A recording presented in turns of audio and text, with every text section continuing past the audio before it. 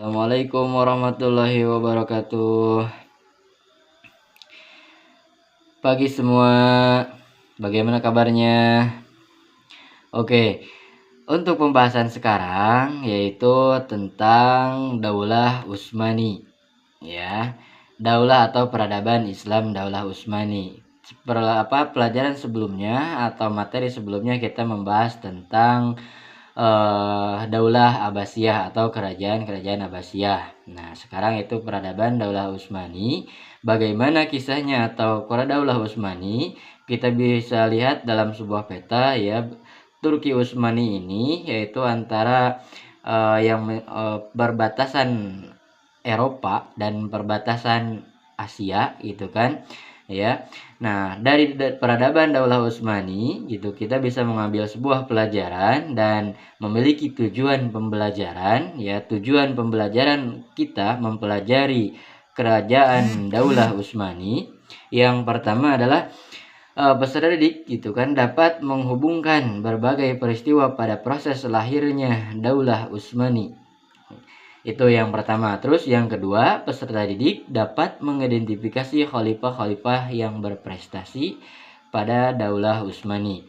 Yang ketiga adalah peserta didik dapat mengklasifikasikan perkembangan peradaban dan ilmu pengetahuan Daulah Utsmani.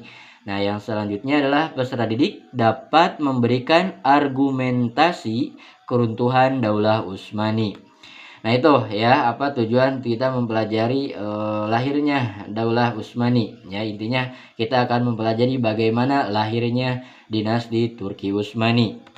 Nah, kita memiliki sedikit konsep atau peta konsep, yaitu yang pertama adalah proses perkembangan Daulah Utsmani. Ya, proses perkembangan Utsmani yang pertama adalah lahirnya. Nah, yang menjadi poin inti pada pertemuan ini adalah lahirnya Daulah Utsmani ya. Nah, untuk pertemuan selanjutnya yaitu adalah sistem atau strategi ya kebijakan pemerintahan Daulah Utsmani, dan yang selanjutnya adalah kemajuan peradaban Islam Daulah Utsmani, dan yang terakhir kemunduran peradaban Islam masa pemerintahan Daulah Utsmani.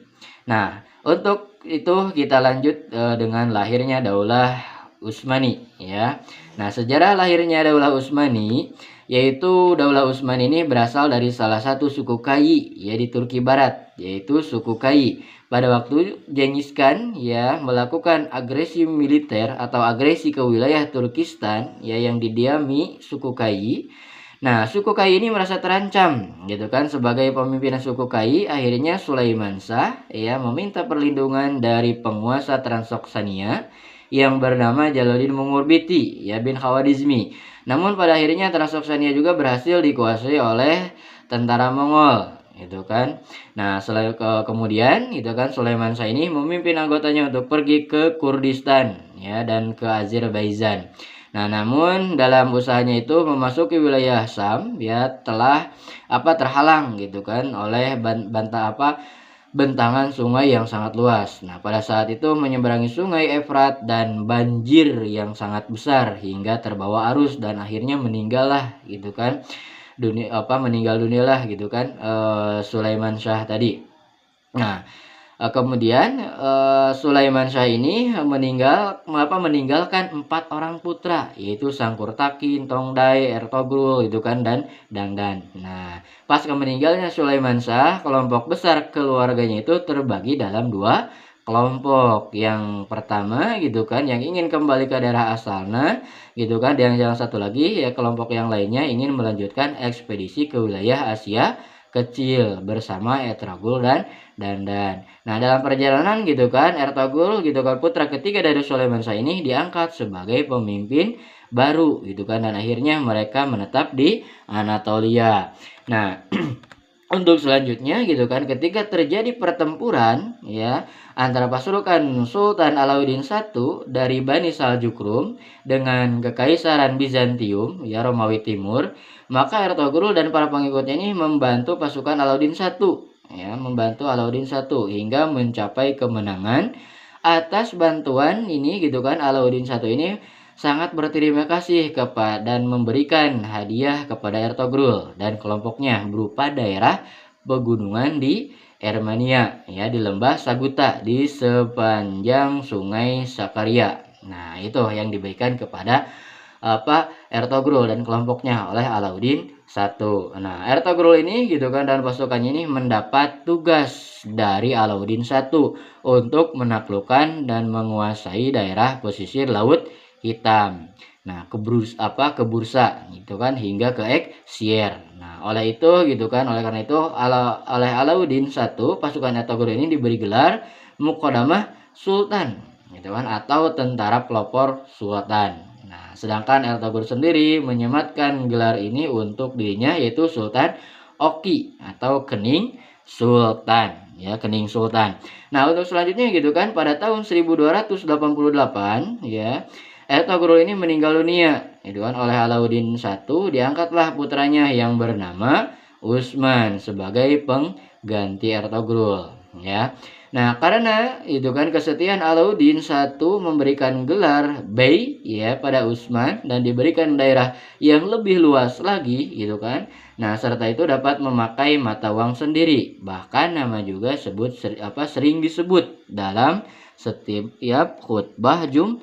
Nah, itu ya perjalanan dari Utsman gitu kan, perjalanan Utsman menjadi atau pengganti ayahnya gitu kan pada tahun 1288. Nah, setahun kemudian gitu ya, pada tahun 1299 Masehi, Ghazan Khan ini dari Mongol menyerang Saljuk Rum gitu kan, tetapi serangan itu bisa digagalkan oleh Utsman. Nah, tak berapa lama dari itu gitu kan peristiwa itu Sultan Alauddin I meninggal dunia. Nah, sementara itu Sultan Alauddin I ini tidak memiliki putra yang pantas untuk menggantikan kedudukannya. Nah, peristiwa ini kemudian dimanfaatkanlah oleh Utsman untuk menyatakan diri sebagai Padishah Al-Utsmaniyah atau raja keluarga Utsman, ya, yang juga mendapat dukungan penuh dari rakyatnya. Nah, dengan demikian gitu kan berdirilah kerajaan Utsmani atau yang beribu kota kerajaan Utsman pertama di Qura Hishar atau Kisharia. Nah, itu ya proses gitu kan lahirnya Utsmani gitu kan. Nah, di Kisharia. Nah, dalam perjalanan panjang ya yang berliku, Daulah Utsmani ini menjadi kerajaan Islam yang sangat dinamis ya dari mulai berdiri sampai akhirnya keruntuhannya ini. Ya, jasa besar Daulah Utsmani ini bagi perkembangan Islam di dunia timur gitu ya masih bisa dirasakan sampai sekarang. Ya, sebagai ulama awal ya, di Indonesia merupakan tokoh ulama yang besar dari Daulah Utsmani yang diutus langsung oleh para sultan untuk menyebarkan Islam ke Indonesia. Nah, setelah berdiri kita ambil contoh gitu kan strategi dan kebijakan pemerintahan Daulah Utsmani ya. Strategi kebijakan Daulah Utsmani yang pertama lah kebangkitan Daulah Utsmani ini tidak lepas dari lemahnya kekuasaan Daulah Abbasiyah pada ujung yang paling kritis ya. Nah, lahirnya pemimpin-pemimpin hebat menjadikan Daulah Utsmani ini sebagai penguasa dunia yang kembali mengangkat kejayaan Islam dan peradabannya pada masa itu ya.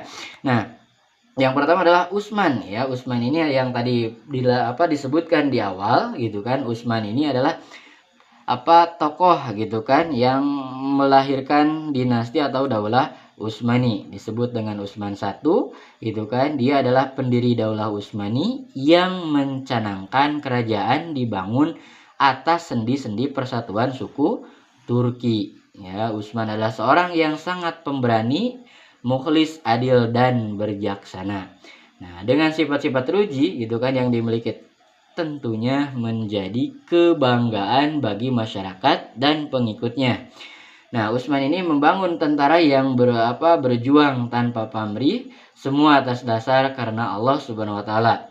Nah, para pejuang tersebut gitu kan sering disebut dengan Al-Ghazi yang terdiri dari ikhwan atau persaudaraan dan tarekat Baktasi.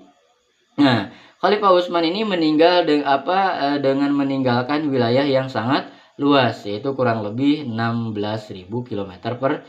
segi sebagai daulah yang baru ya, yang baru berdiri pada masa kekuasaan ini berhasil membebaskan kota Bursadi di tepi laut Marmar ya.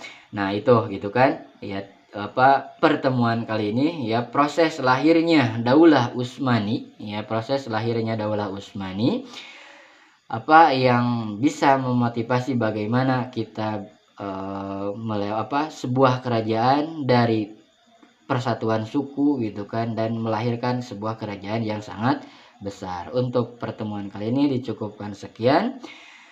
Ya, untuk pertemuan selanjutnya kita akan membahas bagaimana strategi kebijakan pemerintahan Daulah Utsmani. Cukup sekian dan terima kasih. Wassalamualaikum warahmatullahi wabarakatuh.